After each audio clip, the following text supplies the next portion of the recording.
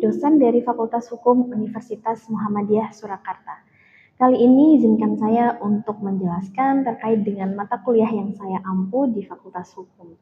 Mata kuliah Hukum Dagang merupakan mata kuliah yang saya ampu di Fakultas Hukum Universitas Muhammadiyah Surakarta dan merupakan mata kuliah yang sesuai dengan keahlian bidang saya. Mata kuliah ini juga salah satu mata kuliah wajib yang harus ditempuh oleh mahasiswa sebagai prasyarat kelulusan.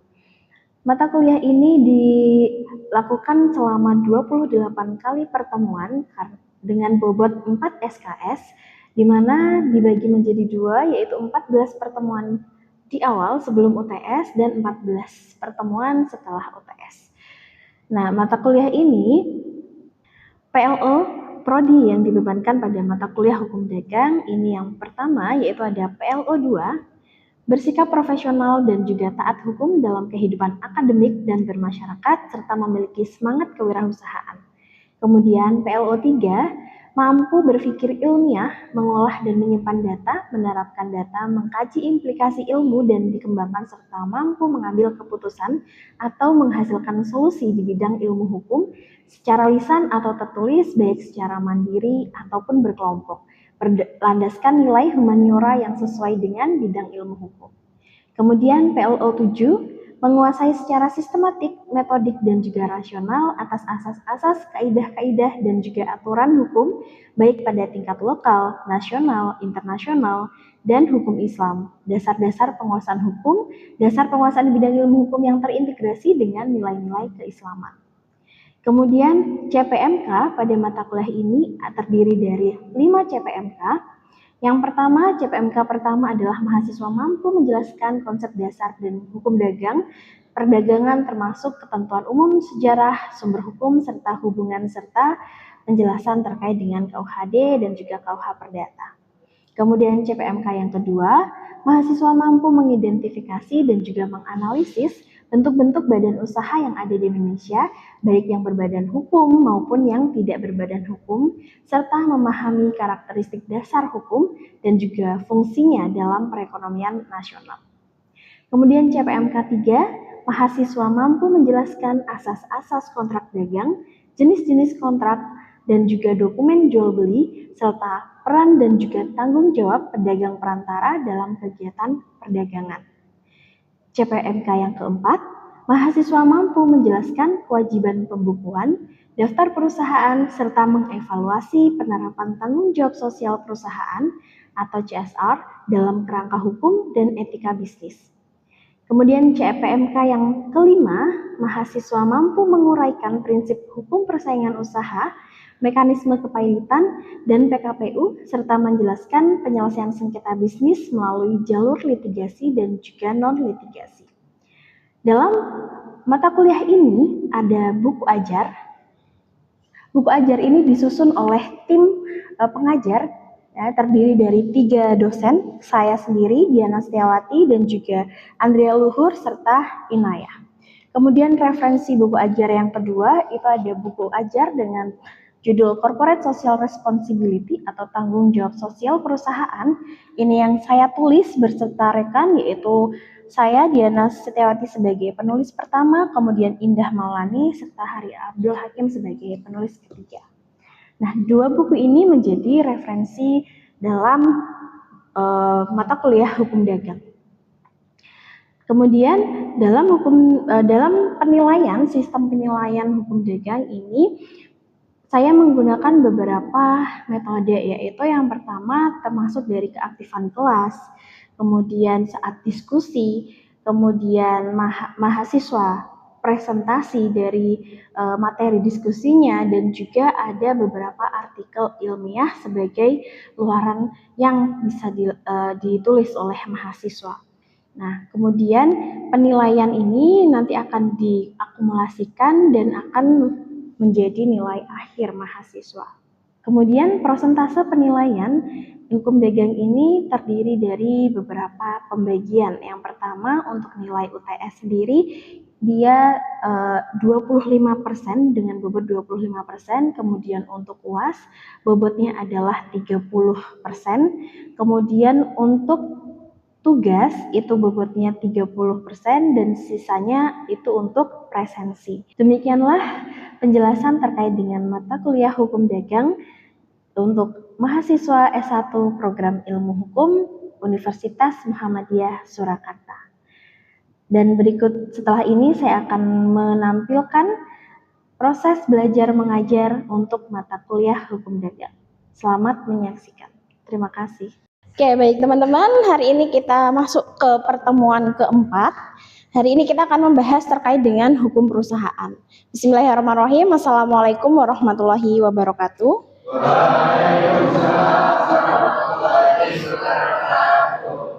Alhamdulillahirrabbilalamin. Wassalatu wassalamu ala asyrafil anbiya'i wal mursalin wa ala alihi wa sahbihi ajmain amma ba'du. Alhamdulillah, puji syukur kita panjatkan atas nikmat sehat yang Allah berikan kepada kita, sehingga kita bisa hadir pada pertemuan siang hari ini dalam keadaan sehat walafiat.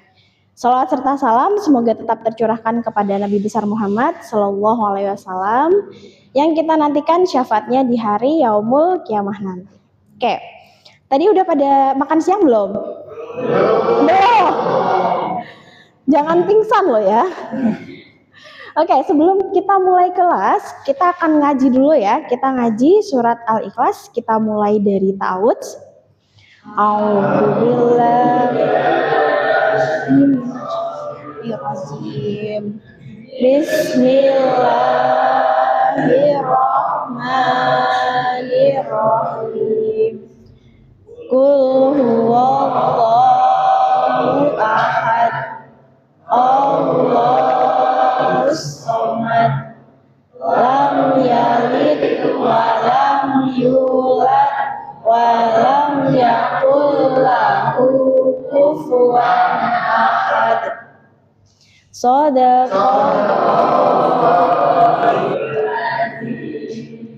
Sadaqallahul Azim. Semoga dengan dibacakannya ayat suci Al-Quran bisa menambah keimanan kita dan juga keberkahan belajar pada hari ini. Amin.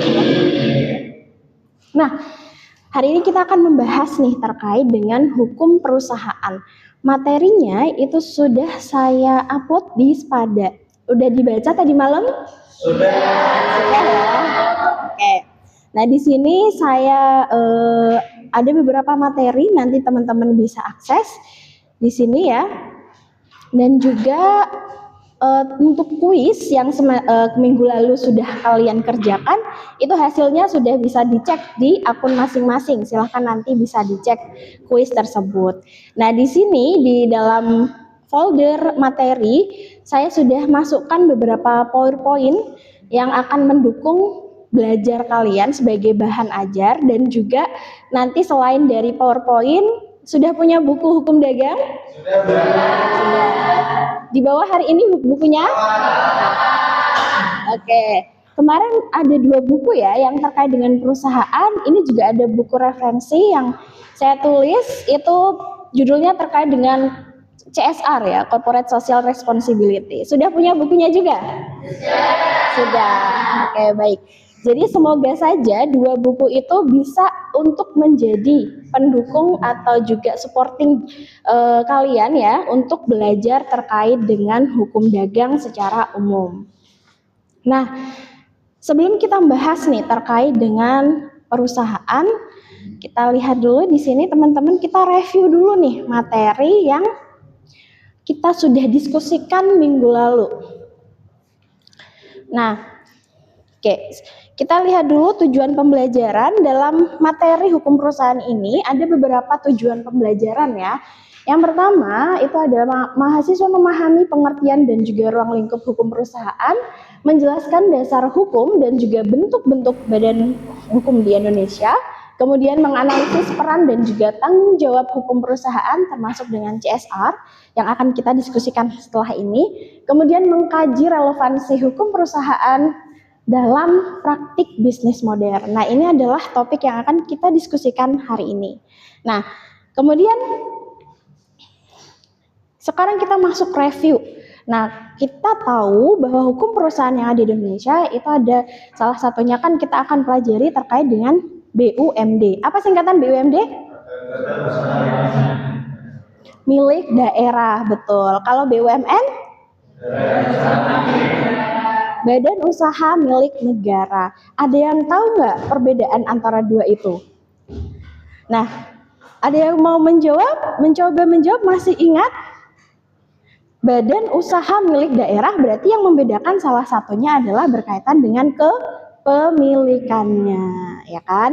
Nah, kepemilikannya yang satu dikelola oleh daerah dan yang satu dikelola oleh negara, betul. Nah, kita lihat, kita review nih di sini. Pada Undang-Undang Nomor 5 Tahun 62 tentang perusahaan daerah, itu adalah semua perusahaan yang didirikan berdasarkan undang-undang dan dalam peraturan daerah. Nah, dan perusahaan ini adalah satu kesatuan ya, yang dia itu bisa menyelenggarakan kemanfaatan umum yang dipergunakan untuk masyarakat. Nah, itu adalah dari badan usaha milik desa. Kalian tahu nggak apa contohnya badan usaha milik desa? Salah satunya yang kita pakai air, apa namanya perusahaannya? PDAM, betul. Nah, air yang kita gunakan itu juga dikelola. Masih ingat ya, di dalam Undang-Undang Dasar itu dijelaskan bahwa sumber daya alam ya, termasuk air dan juga segala kekayaan yang ada di Indonesia itu dikelola oleh pemerintah. Untuk siapa? Untuk pemerintah? Jangan jujur ya lo. Nah, untuk kemakmuran siapa? Masyarakat. Untuk mensejahterakan masyarakat. Nah, makanya perusahaan-perusahaan yang dikelola baik itu pemerintah daerah maupun negara itu tujuan utamanya adalah untuk masyarakat, untuk memakmurkan rakyatnya, begitu ya. Nah, kemudian kalau kita tahu tujuan utama dari perusahaan yang dikelola oleh pemerintah daerah dan juga negara itu digunakan untuk kemakmuran rakyatnya, kira-kira mereka boleh nggak sih untuk dapetin profit? Boleh nggak? Boleh. Lalu batasannya apa? Batasannya berkaitan dengan kewajaran, ya, terkait dengan kewajaran. Nah, maka kalau perusahaan kita bahas ya di pertemuan yang ketiga kemarin, salah satunya kita juga berdiskusi ya berkaitan dengan perusahaan itu, bahwa tujuan utama termasuk dari perusahaan itu dia adalah untuk mendapatkan profit ya. Itu adalah ketika orang berusaha, ketika orang berdagang, itu pasti pengennya dapat untung, ya kan? Mereka pengen untuk mendapat keuntungan setelah mereka membuka usaha, membuat perusahaan, membangun PT, membangun CV gitu kan. Pasti pengen mereka tuh dapat keuntungan. Nah, yang membedakan dengan swasta, kalau yang tidak dikelola pemerintah itu kan berarti milik swasta ya, atau bisa dikatakan dia itu milik pribadi. Nah, maka yang membedakan apa dong Bu? Kira-kira apa yang membedakan? Salah satunya adalah letaknya di tujuannya. Kalau yang swasta itu pasti dia profit oriented. Tujuan utamanya gimana sih? Agar saya tuh bisa dapat untung yang gede gitu kan. Gimana caranya? Ya, maka tujuan utama strategi-strategi yang mereka gunakan mengarah pada keuntungan yang akan mereka dapatkan, ya. Nah, kalau dia dikelola oleh pemerintah, karena pemerintah baik daerah maupun pusat, mereka punya tanggung jawab untuk apa? Untuk mensejahterakan masyarakat. Maka di sini keuntungannya itu yang membedakan, ya. Jadi pemerintah baik pengelola yang dari pusat maupun daerah, mereka boleh untuk mengambil profit, tapi bukan itu tujuannya. Maka perusahaan milik daerah tadi, dia itu mengelola sumber daya yang ada, dikelola dengan bijak dan boleh mendapatkan keuntungan yang sewajarnya. Tujuan utamanya adalah memberikan kesejahteraan. Kalau memberikan kesejahteraan, itu akan sebanding lurus dengan kualitas yang diberikan, dengan harga yang diberikan. Harusnya yang dikelola oleh pemerintah karena dia tujuannya untuk masyarakat, maka masyarakat harus menikmati juga. Dengan cara apa? Dengan memberikan harga yang murah dibandingkan dengan produk milik swasta, memberikan produk yang berkualitas, ya. Jadi itulah yang membedakan. Maka ketika perusahaan itu dia dikuasai oleh negara, dia punya tanggung jawab. Tadi apa tanggung jawabnya? Mensejahterakan, betul. Nah, sekarang kita lihat.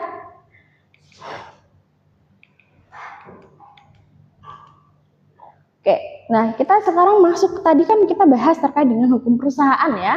Nah, di sini hukum perusahaan itu juga bagian dari hukum dagang yang mengatur terkait dengan pendirian, kegiatan, pembubaran, dan juga tanggung jawab badan usaha atau entitas bisnis dalam sistem hukum nasional.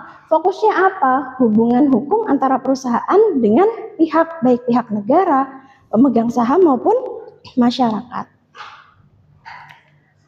Nah, lalu kira-kira dasar hukumnya apa sih? Nah, kita kemarin juga udah diskusi ya terkait dengan dasar hukum ini. Tentunya KUH Perdata ya di bagian buku 3, kemudian ada KUH Dagang, Kitab Undang-Undang Hukum Dagang, dan juga Undang-Undang Nomor 40 Tahun 2007 tentang perseroan terbatas, dan Undang-Undang Cipta Kerja serta peraturan OJK, peraturan pemerintah, dan juga peraturan yang terkait lainnya. Nah, itu adalah yang menjadi dasar hukum ya dari hukum perusahaan. Nah, kemarin kita udah bahas terkait dengan BUMD, dan kita akan hari ini juga akan membahas terkait dengan BUMN. Nah, tadi kan kita udah tahu ya, badan usaha milik negara itu adalah badan usaha yang seluruh atau sebagian besar modalnya itu adalah dimiliki oleh negara melalui penyertaan secara langsung yang berasal dari kekayaan negara yang dipisahkan. Nah, kemudian tadi dasar hukumnya kita sudah. Kemudian ada yang tahu nggak nih, kira-kira syaratnya apa sih perusahaan itu dikatakan dia itu sebagai BUMN? Siapa yang tahu? Saya. Oke, yuk Mas. Syaratnya minimal sahamnya 50% dipegang oleh negara. Oke, betul. Sudah baca materi yang di Spada ya? Oke. Oke, yang pertama benar ya bahwa kepemilikan saham yang dimiliki oleh negara itu sebesar 50 plus 1%. Jadi besaran saham itu kenapa harus pemerintah itu harus memiliki saham 50 plus 1? Salah satunya itu berkaitan dengan kebijakan yang akan mereka buat nanti. Karena diingat ya, kemarin kita udah bahas terkait dengan perseroan terbatas. Kekuasaan tertinggi dalam perseroan terbatas itu ada di rapat umum pemegang saham. Artinya apa? Ketika seseorang itu dia memegang saham yang jumlahnya itu lebih banyak, maka dia akan punya suara yang besar. Ya, dia punya otoritas, otoritinya besar ketika dia punya saham di sana. Semakin besar sahamnya, maka dia juga sebagai salah satu pemegang suara yang terbesar. Begitu. Jadi lebih dipertimbangkan. Maka ketika saham yang dimiliki negara itu 51%, kepemilikan atas perusahaan itu bisa dikatakan badan usaha milik negara. Terus pertanyaannya, kalau negara itu nggak megang 50 plus 1, bagaimana kepemilikannya? Bisa nggak dikatakan dia BUMN? Tidak bisa, betul. Tidak bisa. Kenapa? Ya karena negara nggak megang 50 plus 1. Berarti kepemilikannya siapa? Swasta. Maka dia menjadi perusahaan milik swasta. Oke, kemudian ada lagi yang syarat kedua, tahu? Oke. Betul, modal yang digunakan dalam BUMN itu berasal dari kekayaan yang dipisahkan. Jadi tidak menjadi satu dengan APBN. Dia dipisahkan begitu. Nah, di sini ya. Yang ketiga apa? Yang ketiga itu adalah tujuan usaha sesuai dengan fungsi BUMN, yaitu salah satunya tadi yang kita bahas terkait dengan tujuan ya. Yang pertama adalah memberikan manfaat bagi masyarakat. Kemudian yang kedua mencari keuntungan, ini adalah keuntungan yang sewajarnya. Kemudian menjadi alat negara dalam mengendalikan sektor strategis, pangan dan juga transportasi. Nah, termasuk dengan sumber daya alam. Nah, sekarang kita masuk ke tanggung jawab perusahaan. Tadi kan perusahaan dia kan boleh ya mengelola alam, ya kan, diperuntukkan untuk masyarakat. Nah, kemudian ternyata akibat dari perusahaan itu salah satunya kan kalau perusahaan produksi biasanya dia menghasilkan limbah gitu ya, memberikan dampak pada lingkungan sekitar. Nah, di Indonesia sendiri pada Undang-Undang Perseroan Terbatas itu diatur terkait dengan tanggung jawab sosial perusahaan. Nah, di dalam buku CSR bisa dibuka ya di bab 2, nanti bisa dicek. Ada beberapa tanggung jawab sosial perusahaan. Ya. Nah, tanggung jawabnya apa sih?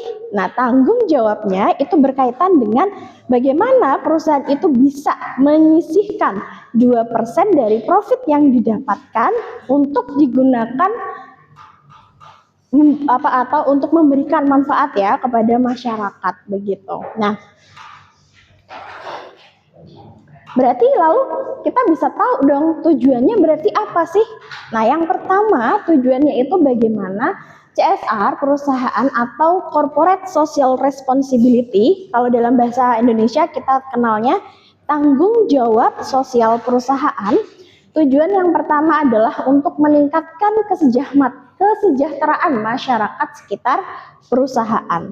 Jadi kan perusahaan sudah beroperasi ya di suatu daerah, pasti dia kan berdampak ya, entah itu dampaknya positif atau negatif, termasuk terkait dengan kerusakan alamnya. Maka dia harus sebagai perusahaan yang bertanggung jawab, dia harus memberikan kesejahteraan ya kepada masyarakat di lingkungan perusahaan itu. Kemudian yang kedua, mengurangi dampak negatif aktivitas perusahaan terhadap lingkungan. Yang ketiga, membangun reputasi dan citra positif perusahaan. Kemudian mencegah konflik sosial dan juga tuntutan hukum.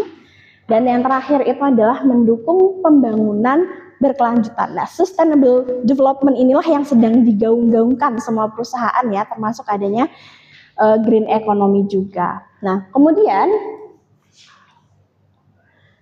sebelum kita masuk ke diskusi, kita lihat video singkat dulu. Nah, nanti dari video ini teman-teman bisa bikin kelompok diskusi ya. Nah, nanti didiskusikan terkait dengan video yang ini. Ini adalah perusahaan batik dan dia bermasalah dengan limbah.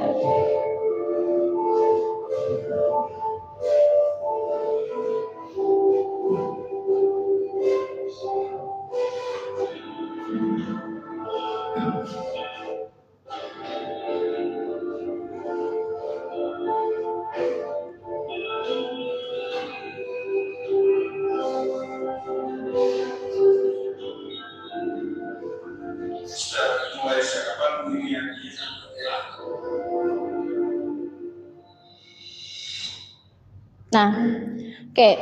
Dari video ini teman-teman saya jelaskan poinnya. Video tadi itu adalah video perusahaan batik yang dia itu bermasalah dengan pengelolaan limbahnya. Ya, meskipun dari perusahaan batik tersebut dia menyisihkan dana yang digunakan untuk membantu perbaikan jalan yang ada di sekitar perusahaan itu, tetapi dia masih lack of pembuangan limbahnya itu masih rendah dari cara mengelola limbahnya itu masih belum tepat. Nah, sekarang silakan teman-teman bisa berdiskusi dengan teman sebangku atau teman kanan kirinya dan dicari kira-kira apakah CSR yang ada di Indonesia itu benar-benar diterapkan sebagai kewajiban hukum atau masih menjadi formalitas semata, gitu ya. Oke, saya berikan waktu untuk diskusi, silahkan nanti dibahas. Dari perwakilan teman-teman nanti bisa untuk mewakili yang lain menjelaskan hasil diskusinya. Oke, silakan untuk berdiskusi dulu.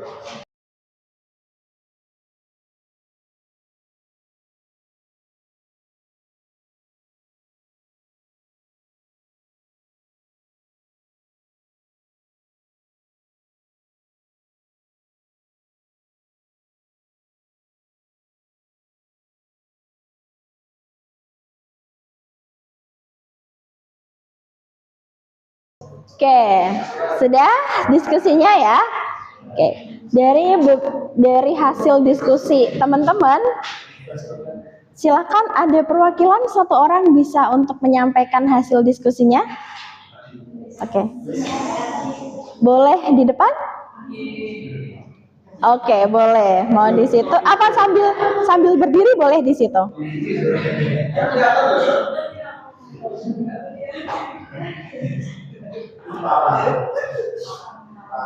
Oke, teman-teman silakan diperhatikan ya. Ini hasil dari diskusi. Perusahaan saat ini mengubah pabrik secara sekarang merupakan contoh nyata dari kegagalan pelaksanaan CSR, khususnya dalam aspek tanggung jawab lingkungan. Dalam kerangka Corporate Social Responsibility atau CSR, perusahaan memiliki kewajiban moral dan hukum untuk memastikan bahwa kegiatan operasionalnya tidak merugikan masyarakat dan lingkungan. Hal ini sejalan dengan prinsip people bottom line dalam CSR, yaitu profit, people, dan planet. Artinya, selain mencari keuntungan atau profit, perusahaan juga harus peduli terhadap dampak sosial atau people, dan lingkungan atau planet. Industri batik, terutama yang menggunakan proses pewarnaan kimia, menghasilkan limbah cair yang mengandung zat berbahaya seperti logam berat, sisa pewarna sintetis, dan bahan kimia lainnya. Jika limbah ini dibuang ke sembarang sungai atau saluran terdekat tanpa proses pengolahan terlebih dahulu, maka akan mencemari air, merusak ekosistem, dan membahayakan kesehatan masyarakat. Draft ini jelas bertentangan dengan prinsip CSR yang menuntut tanggung jawab terhadap lingkungan. Sekian dari saya. Oke, applause dulu buat teman-teman.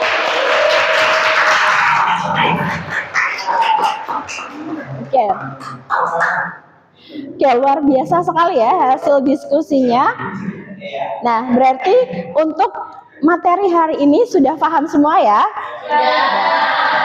Nah, semua paham, baik. Nah, untuk materi selanjutnya kita akan membahas terkait dengan sengketa bisnis. Ya, jadi hari ini kita sudah selesai membahas dengan perusahaan dan juga tanggung jawab sosial perusahaan. Dan minggu depan kita akan membahas terkait dengan bagaimana sih penyelesaian sengketa bisnis yang ada di Indonesia. Untuk materinya semuanya sudah saya upload di Spada. Dan seperti biasa akan ada kuis. Ya betul. Nah, kuisnya itu juga sudah ada di LMS, sudah ada di Spada. Nanti silahkan dicek ya, paling bawah ada kuis untuk minggu depan. Dan hasilnya nanti kalian juga langsung bisa muncul setelah kalian klik submit mengerjakan, otomatis skornya akan muncul di laman sebelum exit. Begitu? Oke, ada pertanyaan? Tidak? Baik, sudah paham ya? Baik. Alhamdulillah. Mari kita akhiri perkuliahan hari ini dengan bacaan hamdalah. Amin. Sampai ketemu lagi minggu depan. Billahi taufiq wal hidayah wa ridho wa inayah. Wassalamualaikum warahmatullahi wabarakatuh. Waalaikumsalam warahmatullahi wabarakatuh.